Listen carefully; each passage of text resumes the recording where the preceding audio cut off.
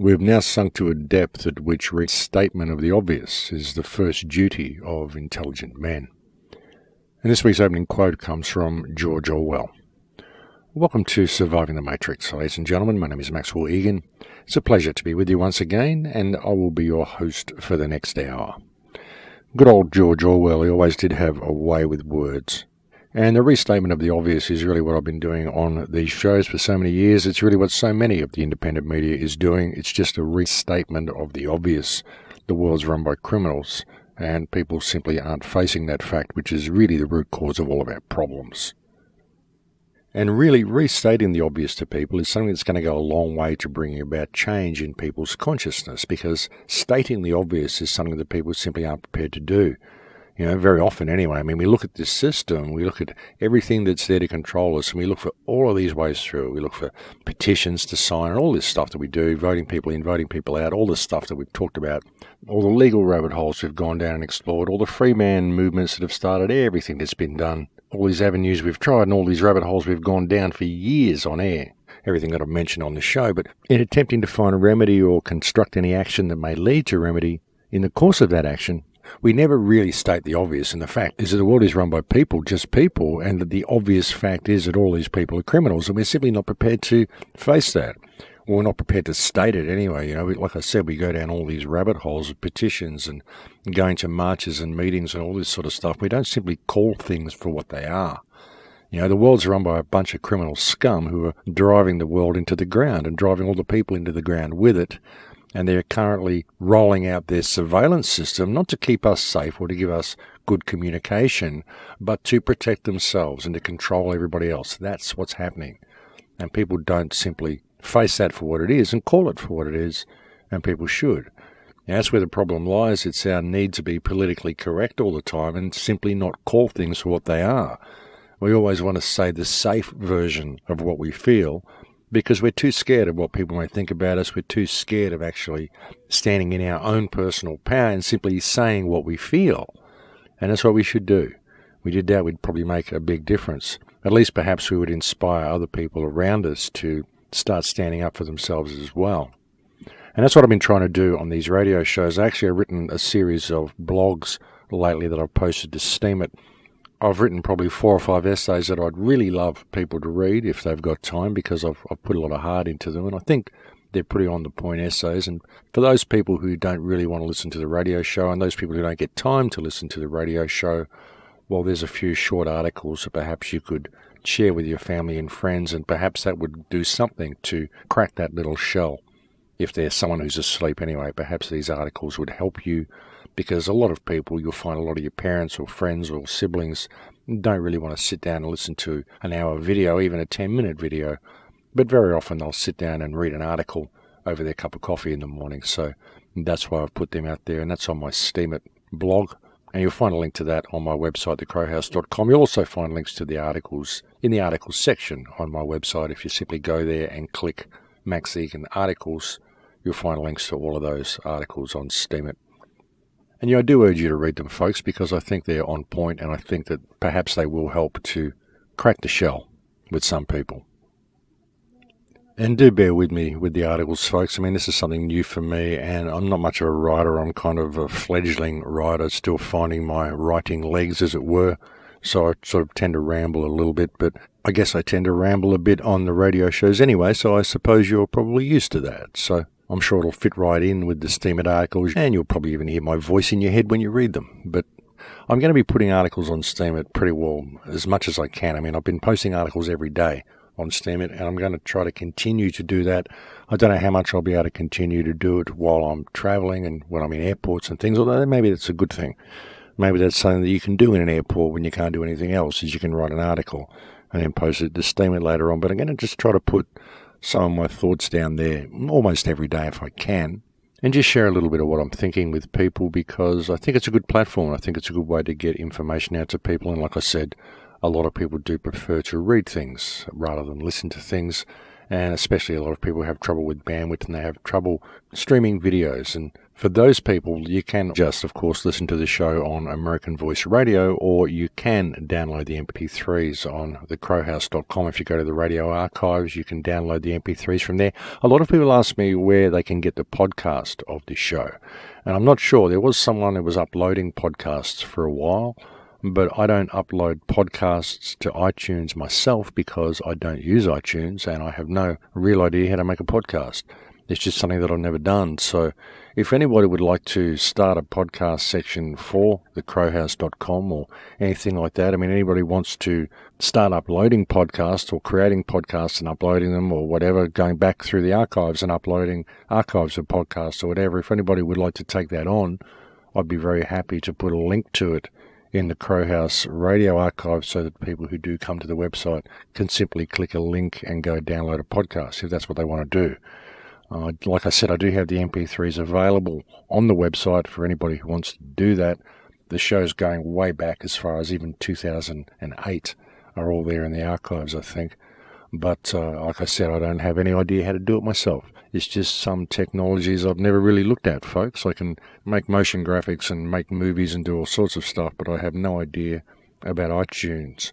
I installed it once and I didn't like it. It kind of took over my system and I couldn't find I could create playlists. I found it to be extremely user unfriendly and it wanted to take over my whole system and everything that I had that was anything to do with media, and it wanted to claim my own original songs as part of iTunes and all sorts of stuff.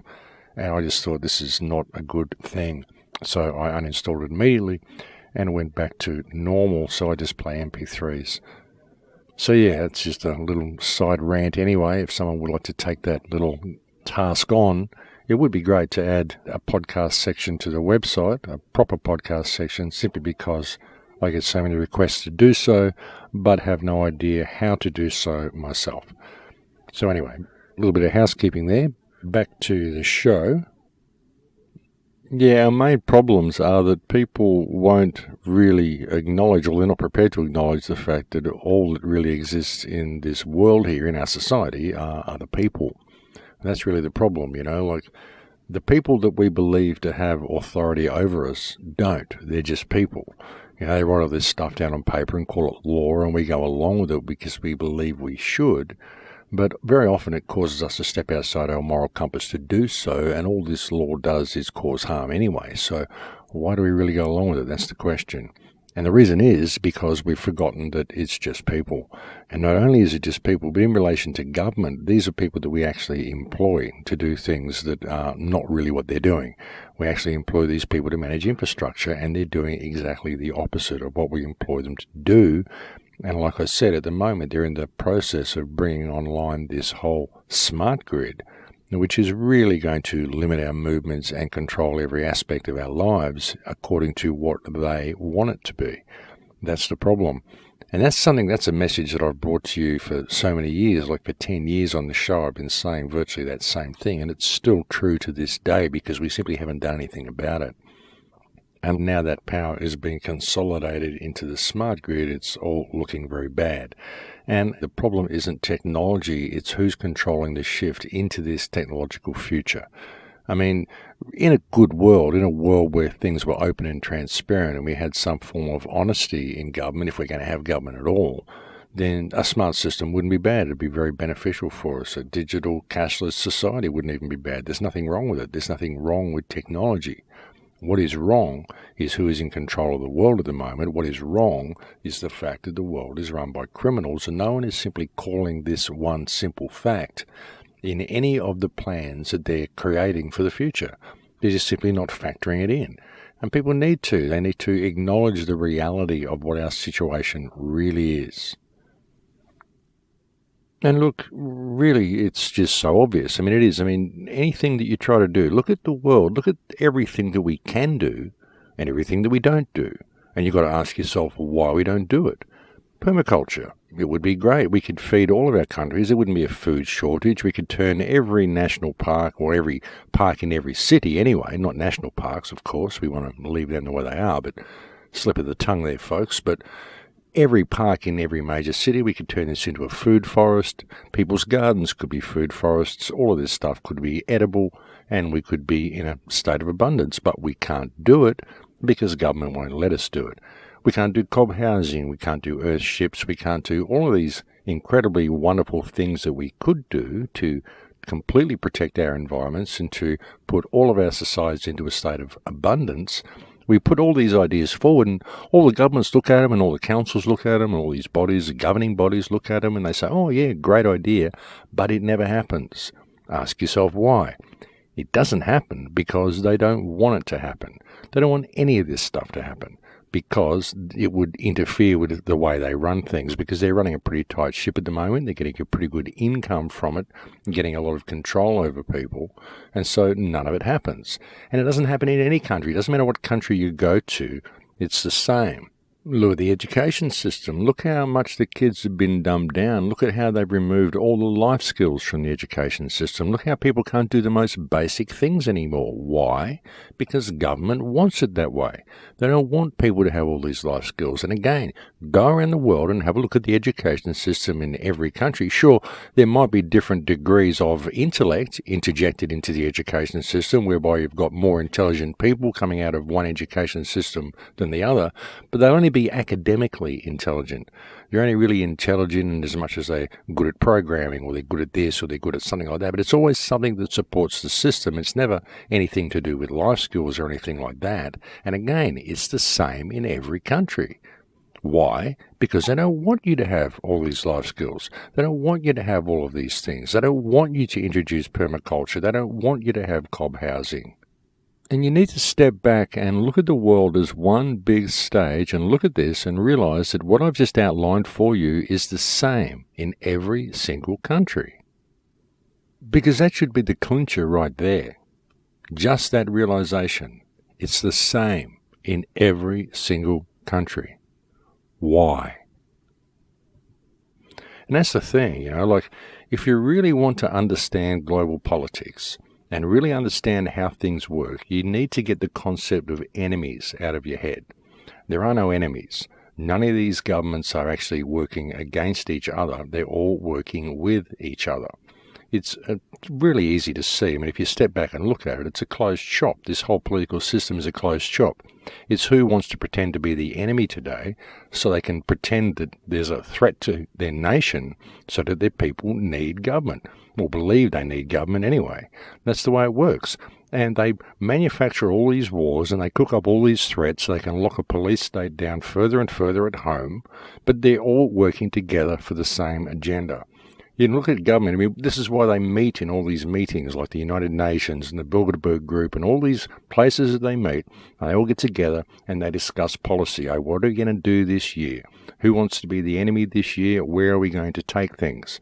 That's the way it works. This whole threat with North Korea, this is a complete puppet show. The whole thing's a puppet show. I mean, where did North Korea even come from? It didn't exist before the Korean War. And what was the Korean War? What was that all about? Have a look at the CIA's involvement in that little operation, and you find out where North Korea came from. The whole thing's a CIA front anyway. I mean, sure, it's a country, it's run by a government, and there's all these repressed people there, but what really happens there is all run by CIA-controlled foreign policy.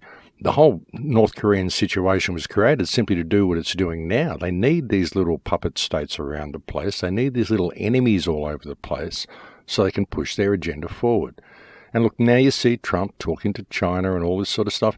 Everything that I said was going to happen. It's all rubbing shoulders with China. China's going to come in and quell the situation. You can see new railroads being built all through Spain here, and everywhere that you go, you see this whole new Silk Road coming online, the new Chinese trade system all coming online, folks. And 5G, the smart grid, and all of this stuff is rolling out in every single country. And the smart grid is going to be held up by social crediting. We've already seen this in China, but it's coming on in Russia. It's coming on in the United States. It'll come on in Australia. It's going to come on in every single country. And it's all about keeping us safe, remember, because they need to have tracks on everybody and everything. They need to know what everybody's thinking, because that's what will keep us safe, of course. The government needs to have tabs on absolutely everything. And we should never question them on wanting to do this. Why? To protect us against all the terrorists from all the other countries. And every country has the same agenda going on. Every country is scared of all the terrorists from all the other countries. Who are all these terrorists from all the other countries? When you travel around, you don't see any. I'm here in Spain. I don't see any terrorists. I don't see any terrorists anywhere I go. I don't see them in the Middle East. I don't see them in Egypt. I don't see them in England. I don't see them in America. I don't see any of this stuff they tell us is happening. All I see is one big puppet show. And all the people of Earth are just sitting there enthralled by what their television is telling them, thinking that all of this stuff is real.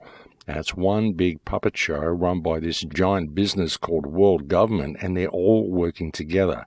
And each country is like a different franchise, and they need to find ways of corralling their people and getting their people to go along with their agenda. And the agenda is this smart grid.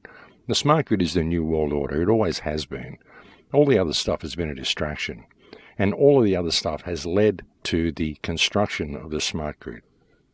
Nationalism started it off to put this mindset into people, and then, of course, into nationalism you inject multiculturalism, which brings all of the people from other cultures there.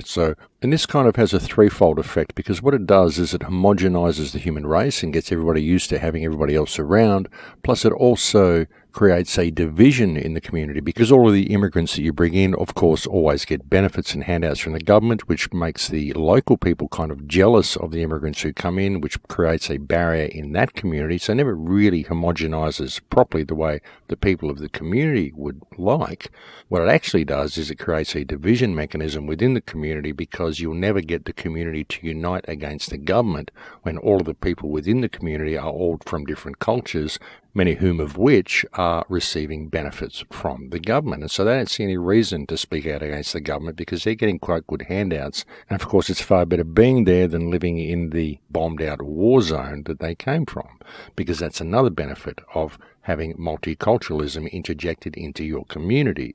And of course, this is also a very useful mechanism that the government can use, because then all the people who are internationalism all get terrified of the people that are moving into their communities, because later on down the track, of course, you turn the countries that these people came from into terrorist nations by bombing the hell out of them, so that suddenly they become a threat to everybody. This instills all the fear into people. Nationalism itself instills fear into people, the need to have borders and protect yourself from the other guys, when really all you're doing is protecting yourself from the other government, not the other guys in the other nation at all, because they just want to live their lives and get along. It's the two governments that are always at loggerheads with each other, because that's the way they planned for it to be. It's all one big puppet show, folks.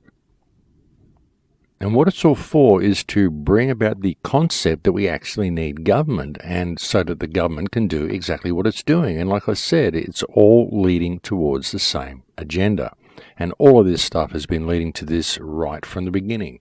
All of these wars, all of the terrorism, even the concept of terrorism, where it all came from. What's it for? What's the purpose of it?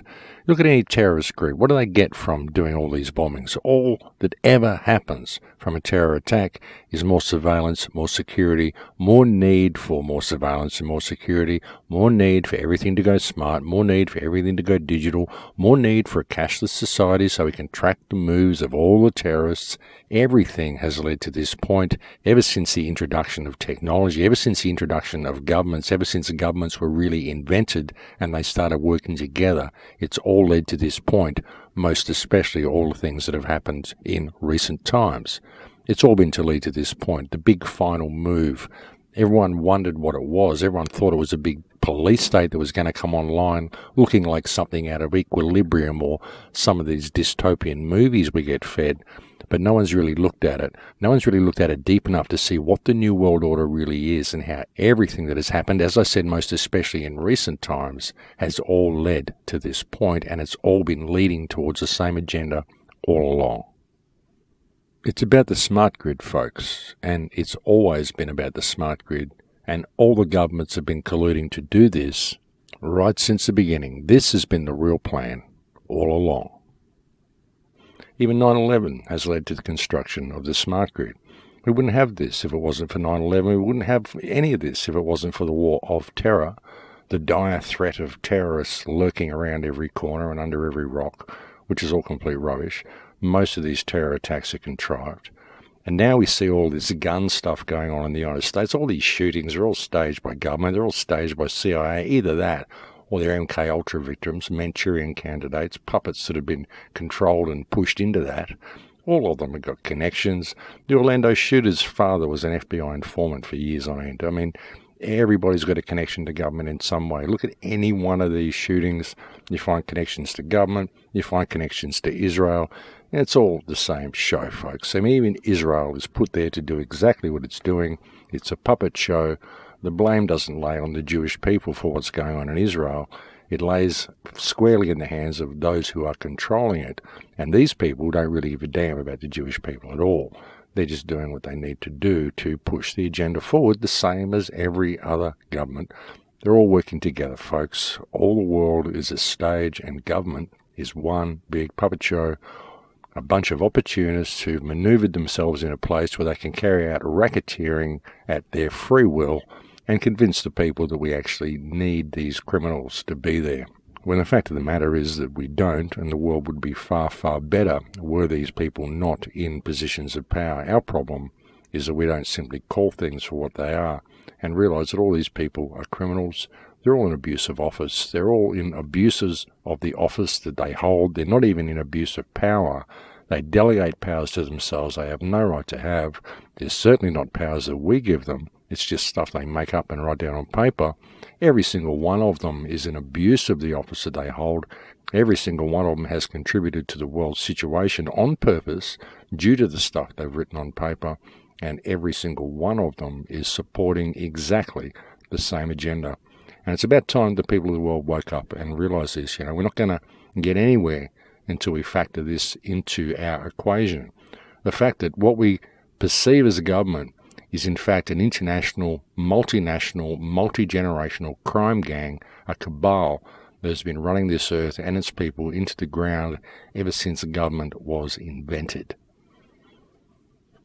And that's the truth of the matter, folks. It really is. I mean, you know it. I know it. We all know it. These people are criminals. They're scumbags. They're creating all the damage, but ultimately they're doing it because we're going along with it. And it's about time that we removed ourselves from this farce and created something a little bit better. But again, even saying that, we're never going to do that until we're prepared to name things for what they are. That's the first step. Even having conversations like this around the kitchen table is going to help things, but just be brutally honest in what you say. I mean, don't be confrontational, don't be aggressive, don't be angry, don't be insulting, but be brutally honest in what you say, and don't hold back. Don't say the safe version of what you're feeling. Say what you actually mean, and mean what you're actually saying. And look, it's really quite easy to do, folks, because all you really have to do is be honest about things. I mean, seriously, that's all you really have to do, is to be honest about things. I mean, have a look at the world. Have a look at what government does. Everyone should really question that. What does government do? Have a look at your life and ask what government does for you. That's what they say, isn't it? Look, we're doing all this stuff for you. Well, what does government actually do for you? Have a look at your life, and when you really analyse it, really step back and look at how it makes you walk between all these lines and pay taxes and do all this stuff, and how we end up in all of these states of hardship all over the place. What does government really do? It causes harm. That's all government does, is cause harm. Virtually every single piece of legislation that they put in place causes harm in some way. Even the road laws and all this sort of stuff, even seatbelt laws. I mean, sure, seatbelts protect lives, but there shouldn't be legislation to make you wear seatbelts. It should be common sense is educated into people enough that they actually want to wear seatbelts because it saves their lives.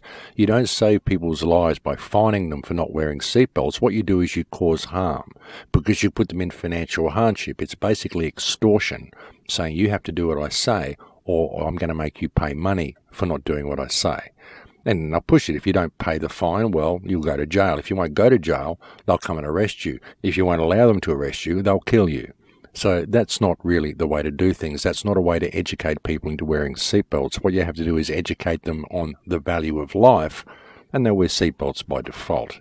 I mean, we don't need a nanny state to look after us when all it really does is cause harm. And that's a pretty easy concept to bring to people.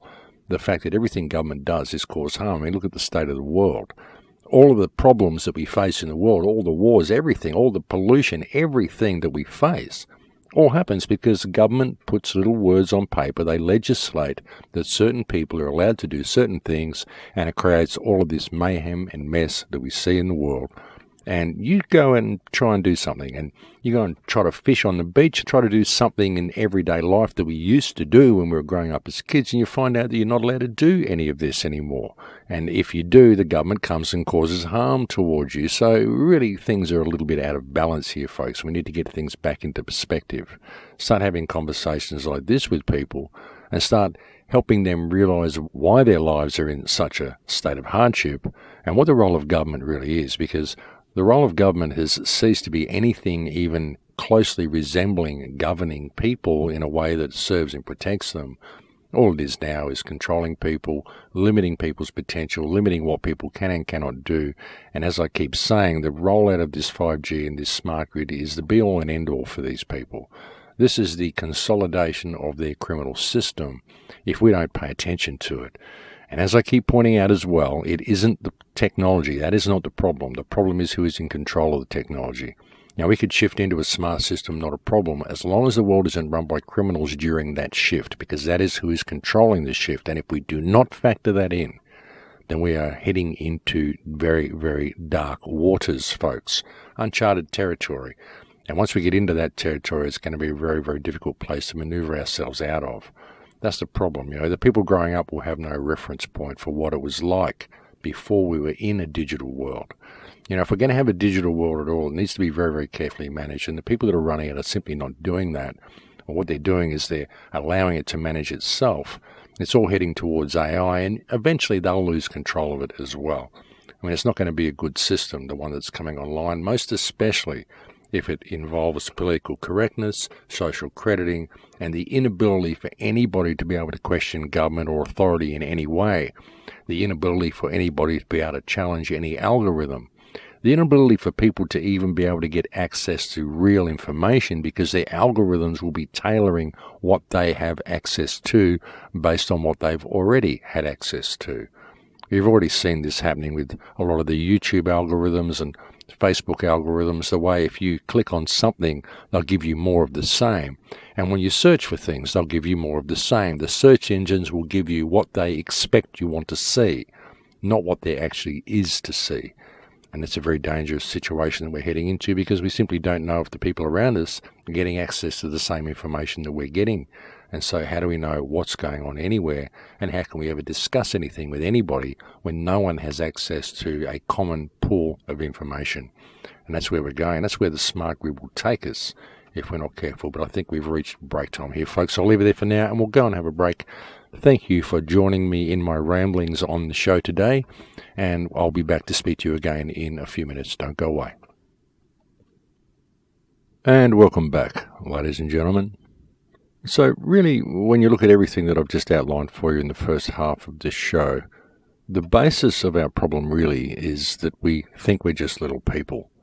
And this is something that I've stressed over time and time again on the show. It's something that I've actually stressed a lot lately in the 5 blogs that I've put on Steam, and it's been a little bit of a focus for me. But it's something that I really can't stress to people enough. We're not just little people. All that exists in this world are people. All that exists within our social system are people. All that exists within our government are people. We have this concept of authority. We have this concept of what the system is. But the system is just an idea. It's just an idea that someone put into motion. It's an idea that somebody had. It resonated with other people, and they put it into motion, and we ended up where we are. And the people that are running it are putting their plans into motion, and they've been continuing to do so for generations upon generations. Like I said earlier, this is a multinational, multi-generational cabal that has been putting this system in place for a very long time. And during the process, we've forgotten what we are. We've forgotten that we're people too. And we're not just little people. There are no such thing as little people. All people have value, and no people have any more value than anybody else. The whole concept of rulers, the whole concept of government, the whole concept of royalty, the fact that people claim that they have the right to rule others by their bloodline, that is completely absurd. That is egotism taken to the next level, that you actually believe you have the right to lord over other people because of your blood. I mean, who in hell do you think you are? And that's a question that we just don't ask people. Who the hell do you think you are? And that's what we should ask government when they come to ask things of us and make us do things. We should simply ask who they think they are, because they're our employees and we don't employ them to do what they're doing. But when we go to court, we don't do any of that sort of stuff. If they ever come for us, and we do go to court, we get someone else to speak for us, we plead, we beg, we do all these things. We never simply ask the question of who do you think you are? Why do you think that this legislation you're putting in place has any effect over me? Why do you believe you have a right of ownership over me? Why do you bring me in here to cause harm against me? Why do you believe you have the right to do this? Who gave you that right? Who are you anyway? You're someone that we appoint to power. How can you believe that you have such a right of ownership over another human being? What do you believe gives you the power for this? What do you believe you get it from government? Well, where does government get its power from? It gets it from the people. Where do we get our power from? We get it from God. So unless you're claiming you're a higher authority than God, then I don't see where you fit into the equation. Who are you? Well, what is this? Where did this legislation come from? Who wrote the legislation which is causing me harm? Why did you even believe you had the right to bring me in here? Who's the person who wrote this thing down on a piece of paper? Bring him in here so I can talk to him, because I'd like to know what his problem is with me, and I'd like to know why he presumes that he can cause harm towards me, because he can't. I'd like to know who this person is. If he believes he can cause harm against me, then I would suggest he is sitting in abuse of the office that he's holding, and I'd like to question him about that. I'd like to question him about the validity of this legislation anyway, even before you believe you can inflict it upon me, because he can't write legislation like this without it being vetted by someone. Obviously no one is, because it's legislation that's causing harm. So what's going on here? Who are you people? And how do you believe that you have the right to do this? And when you really look at it, folks, you look at what these people are and who these politicians are. You'll find that most of them are in support of international war crimes and things anyway. I mean, you can bring it back to Israel. Again, whether you support the Israelis or the Palestinians or whichever side you want to be on, it's irrelevant. The fact is that Israel is carrying out war crimes, i.e. it is in breach of the Fourth Geneva Convention. It's supported by thousands of international politicians, which means they are all supporting open war crimes, which means they are all guilty under their own law, which renders all the legislation that they inflict on you to be invalid anyway. So you need to just ask the question, who are you people? And who do you think I am? Why do you think I am your slave? That's the thing, folks. There is no such thing as little people. And everything about this society has trained us to think we are little people, but we're not, because there are no little people. There's just people. And I can't drum this into people enough. I really can't. That's the cause of so many of our problems, our failure to really perceive who we are. Our fear of everything. We're in fear of authority, we're in fear of government, we're in fear of the system coming for us, but ultimately we're in fear of ourselves. We're in fear of ever really being ourselves, in fear of ever really expressing ourselves, in fear of ever realizing the power that we have, because, hey, that might mean that we have to take responsibility for things, like our life, or perhaps this world situation, or perhaps what our politicians are getting away with due to our failure to take responsibility for ourselves. But it's a fear thing. It's been ingrained into us. It's happened through generations upon generations of programming, subliminal programming, unconscious programming, indoctrination. It's taken a long time to get us to this point, generations, as I said. And so there's no real easy fix for this. It's going to take a little bit of time to lead us back to a point of safety, but that's really what we should be focusing on, finding that point of safety. We don't even need a plan for what the new system should be, if we even need a system. What we need to do is to find what we can do to stop this system from moving any further forward into this smart grid, and give ourselves a chance to regroup and get ourselves to a point of safety so that we can regroup and so that we can formulate some plan which will lead us to freedom. And what is freedom? Well, we don't know, because we've never been free. We've never had freedom, not anywhere that I can find in the human experience.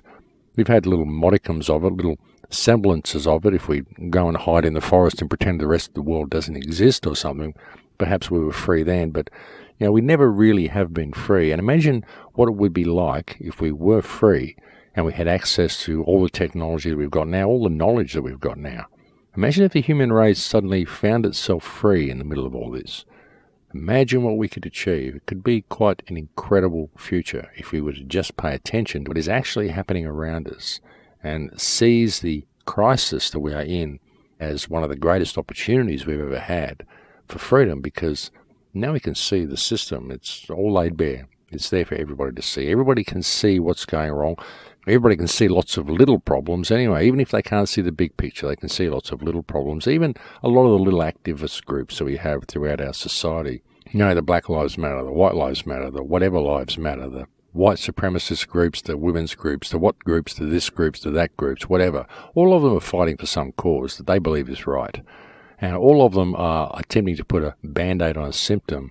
None of them are really looking at what has caused all the problems, and none of them are really looking at what their movement is really doing, which is just creating division, and it's all been contrived, and it's all been made that way because all of the problems that all of these groups are facing all come from government, and none of the groups are actually addressing the government. They're addressing other people in the community that they perceive to be to blame, but these people aren't to blame. These people have just had access to different information, so they believe different things, and so they're fighting for a different cause, which is just another symptom of the same problem, which is the division that government has put into the system. And it does this in every way, shape and form that it can, just to keep us fighting against each other and never really paying attention to what they're doing and never really realizing that all that exists here is people. This whole social mechanism, it doesn't need to be the way it is at all. None of this needs to be the way it is. None of the stuff that we have with each other actually needs to be there. All of it's contrived. All of it is us measuring ourselves up to standards that aren't ours, perceiving our lives should be something different to what they are, because everybody's lives should be different to what they are. Even people who get success, they get riches and they get wealth and they get fame and they live in these big houses and they sit back and pretend to enjoy it, but they don't. It doesn't give them happiness. It doesn't give them anything that they want. It just isolates them from everybody else. They don't know who their friends are because everybody wants their stuff, wants to be around them because they're affluent. So they never really get to experience life. Nobody really gets to experience life from a real perspective, not within this social system, because this social system is designed to ensure that that never happens. It's very purposefully done, folks. It's all designed to bring us to this point, all of it. You know, when you step back and you look at it, the whole thing's a puppet show, folks. Even the little social division mechanisms that we have, like these little groups that I was mentioning before, all this stuff, it's all designed to be that way. All the groups are designed to be fighting for the cause that they believe is right, but it's actually just a bunch of people looking in the wrong direction because they've been trained to do so, and it's about putting society against each other. Again, that's what all this multiculturalism is about. It's not about just homogenizing people, it's about putting cultures against each other and creating a situation in your society where you'll never get the entire community to unite against the government, because all of the community is always at loggerheads against each other. And there's elements within the community that actually like the government because they're getting benefits from the government. So we don't want to rock the boat too much. Even a lot of the people, a lot of the activists that you see that speak out against the government, you might find that they're on a pension, they're on the dole, they're on whatever. And they'll speak out against the government just so far that they don't lose their payments every couple of weeks. That's the way it goes, folks. So we've got to step back and see how we're being played and what this mechanism really is. You know, as I've said for so many years, you know, one of the biggest allies that you've got, one of the biggest assets you've got is the people around you. If we could just put down our stuff with each other and unite with our communities, just get to know your neighbours, put common unity back into your local community so that you can all stand together against this system, we'd change the world in a day. You know, if everybody just liked each other and someone stood up and pointed their finger at government and said, hey, you guys are causing harm, everyone else would say, hey, yeah, what he said. We don't want you people there anymore. We're going to do something else. You guys can come with us if you want. We can bring government along. You guys can come and join the flock and come and join the group and have a happy life, and we'll all live together in happiness and live in a world of abundance. But we're not going to do this anymore. We're not going to play your game anymore. If you guys want to do it, you can all go live on Christmas Island. All you government members, all you politicians, you can all go and live on one of those little places somewhere, and you can all live together, and you can have your little hierarchy. You can see your little games in motion. We'll give each of you a hammer so you can each have a war if you want to. But we're just not going to do that anymore. We're going to do something that benefits humankind. We're going to turn this world into a state of abundance because we can, because we've remembered who and what we are. And we've realized that everything you guys have done has been to lead us away from that, lead us away from the memory of who and what we are and the ability to stand in that. To know the truth about ourselves and to stand in the truth of ourselves. That's how you change the world, folks. Know the truth, be the truth, and stand in that truth. And all you have to do that is know who and what you are. And to realize that there are no little people. Like I keep saying, I cannot stress that enough. There are no little people, folks. Every idea that ever happened, every problem that we face, everything that's ever happened to the world, doesn't matter whether it's a good thing, whether it's a bad thing, every single thing that's happened in regard to this system, into the social system, the economic system, any war, any great invention, anything that has ever happened that has been created from the hand of man, ultimately came from the spark of an idea within the mind of a single man or a single woman. It was just an idea that they had. They expressed that idea. They put that idea into action, into motion. It resonated with others, and it became a reality for the entire world because they put it into motion. But ultimately, it was just an idea. That's what this system is. It's just an idea. Someone had the idea of how he could control everyone. They started putting this little thing in motion, this little hierarchical thing, this little leadership thing, and people started following because that's what people do. They put this idea in motion and they started realizing how all these ideas can work, and then they started convincing the little people out there that they couldn't have ideas. Yeah, ideas will come, but they won't come from you. They won't come from anybody you know. They won't come from anybody less important than the real people at the top, the leaders who know what they're doing. Don't think you know what you're doing. You don't really know what you're doing because you can't afford a real education, because you were born into a poor family, because your parents just weren't achievers the way they should have been. So don't hold it against them, but don't really think you'll ever be anything, because you'll never be like us. You'll never live in these gold-plated houses and go to these gold-plated schools and learn all these stuff that we learn, because you simply won't be able to afford to. But don't worry about it, because we'll take care of you. It's all good. That's the way it goes, folks. And the whole thing's a program. These people are just people. And we just need to remember that. And there's the way out of the system right there. There's the way to freedom right there. It's all in our minds, folks. This whole system is in our minds. Everything that controls us is in our minds. It's all just an idea that someone put into motion and everyone else went along with it. And it's about time we broke out of this programming, broke out of this mindset, got out of this mind control, and figured out a way out of this farce that we are currently involved in. Because it is, folks. It's just a farce. It's a complete farce. I mean, how do we ever do this? How do we ever let things get this far? That we allowed the world to get to the state that it's in? How do we ever lose the power that we had to such an incredible degree? Really. And of course, it's because of fear, the fear of facing authority, but really the fear of facing ourselves, as I said before. Because it's there. It's there in everybody. That ability to make change, that ability to really express yourself. Only this system trains you can't do that, but you can. And now's the time that we can. And there's so many tools here that we can use, but the most important tool is ourselves and the realization of ourselves. I really can't stress this enough. All of the world is a stage, and we've just forgotten what we are, folks. We have, and we've been trained to look at things from a completely skewed perspective. Most people's concept of the world comes from what they're given by the international media, the mainstream media, and it's all an illusion. It's all rubbish. Like I said earlier, none of these governments are enemies. They all work together, and they're all working towards a common agenda. Even nuclear war, there'll never be a nuclear war. There's never, ever going to be a nuclear war. Don't even let this come into your mind that this is a threat, because it isn't. There is not ever going to be a nuclear war, because it's counterproductive to have a nuclear war. It destroys all business, and the world is run by business. Nuclear war is no good because it destroys real estate. It destroys valuable buildings, valuable real estate that people want to use. And I question the reality of a nuclear war ever happening. I think it's a threat that is always there, because it's a very useful threat to have to keep people under control. But an actual nuclear war is not ever going to happen. There is no nuclear threat between any country. There is no arms race. This arms race is simply to siphon money off into black budgets so they can do other things with it. They're not going to blow anybody up with nuclear weapons. It doesn't serve any purpose to do that.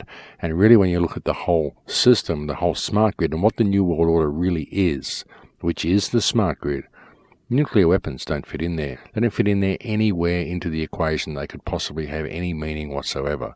It would not serve any purpose.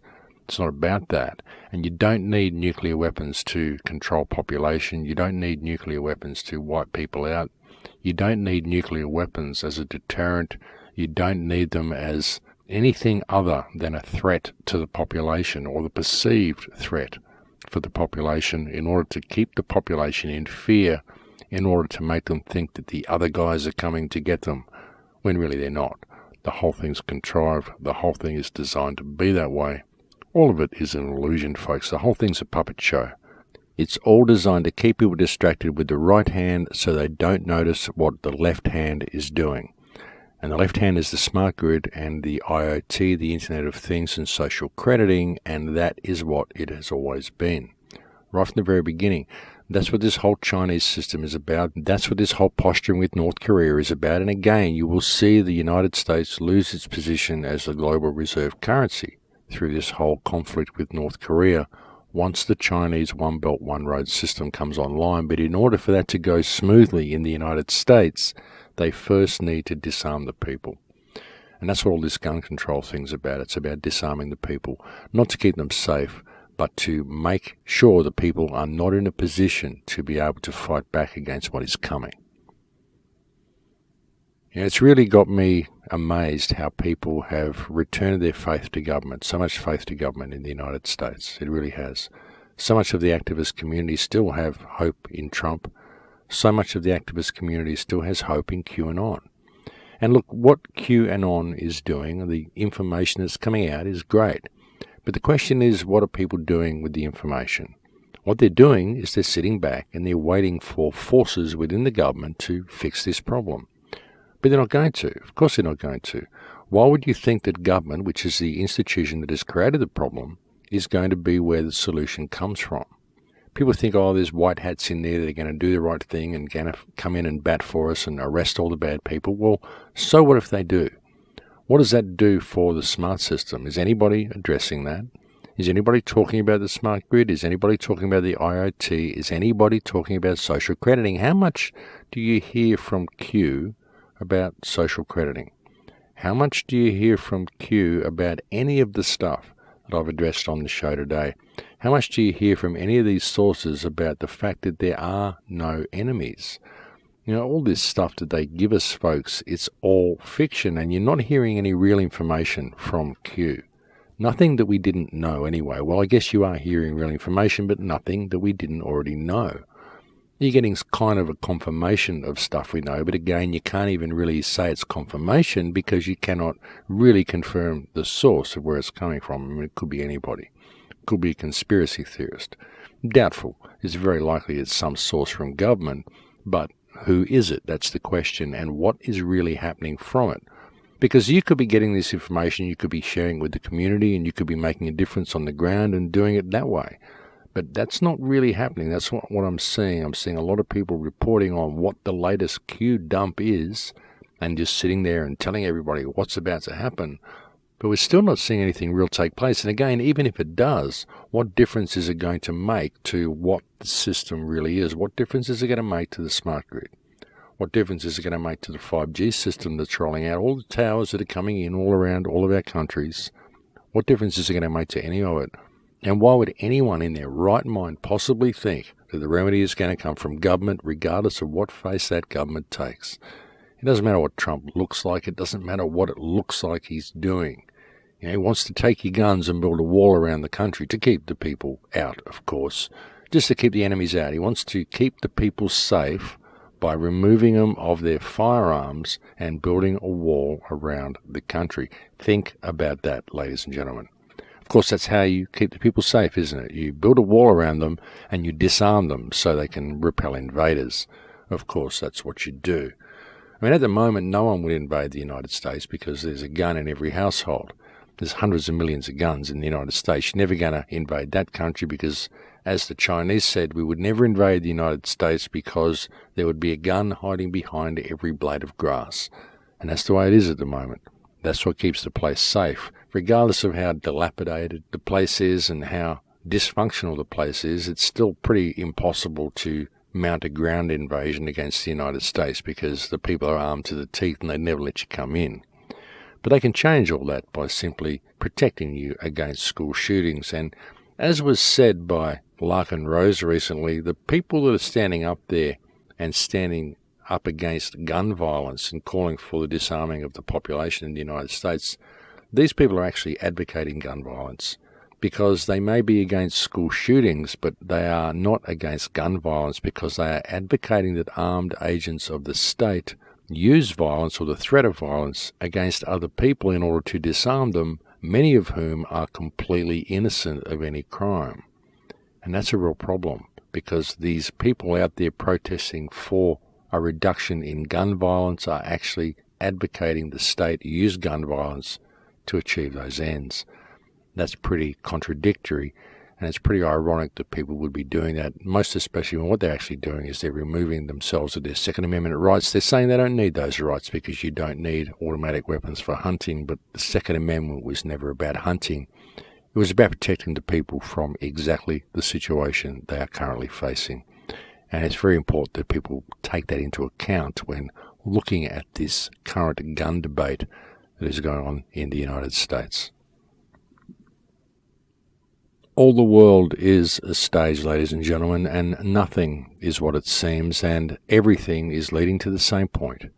It really is, and it's imperative that people pay attention because there is a window of opportunity here for us right now, but if we allow that window to close, well, it's going to close pretty tightly shut. And it'd be a shame to let that happen. But I think we do have a huge window of opportunity, and I am seeing huge waves of awareness. People are at least shaking the sleep out of their eyes and realizing that something's terribly wrong. It's just that people are often looking for the solution in the wrong places. And even with some of the stuff that I post and on my blogs and in the radio shows that I do, people say it's all very well to look at all this stuff and look at all this information, but what is the solution? And they really can't see it. They need it spelled out for them, and that's what I've been trying to do because the reality is that the solution is you. The solution is each one of us, simply standing in who and what we are. You know, the solution is in realizing that there is no such thing as a little people and simply questioning the actions of those who believe they can control us. You know, the problem is we try to battle police on the side of the road or do it through the mechanism of the legal system and all this stuff. We never simply stand together and ask the right question, who the hell do you people think you are anyway? We just don't ask that. We never look at the people that we're dealing with as just being people. We view them as the Prime Minister or the President or someone important, but they're not. They're just people, the same as you, because that's all there is. Just people. Once we get that in our heads, we'll change the world in a day. But anyway, folks, I think we're just about at the end of this show now, so I'm going to have to pretty well leave it there. I'm glad I got this show out for you. Look, I'd like to say a quick prayer for the people in Gaza as well who've just suffered such a terrible loss. Hamas, of course, have told people they need to march to the wall to stand up for what's going on, and of course Israel just bombed them all because that's the way Hamas and Israel work together. Hamas is really the ones who are to blame, but really you've got to look at who put them in place, and that was Israel, of course. The whole thing is a puppet show. Just to bring world attention to that situation and to get people trying to scream and cry for a situation they can't fix, when all they really need to do is step into their humanity, and they could fix the situation in Palestine right away. But people just fail to do that. They're trying to find the remedy in government again, and it's not there. The remedy is realizing that it's all theatre for the masses. It's a puppet show, and ultimately it's the people that suffer, as it always is, because we simply don't face the reality that the world is run by criminals. But that is it for me, folks. I've pretty well reached the end of the show. Thank you to all those who continue to support the show. Thank you to all the Patreon supporters out there. Again, I could not do any of this if it was not for you. I cannot thank you enough for the support that you give me. I will also look forward to seeing those people who can come and visit me at AB9 this year. That's taking place in May, and I'll look forward to speaking to you again next week. Please take very good care until then. In Lakesh.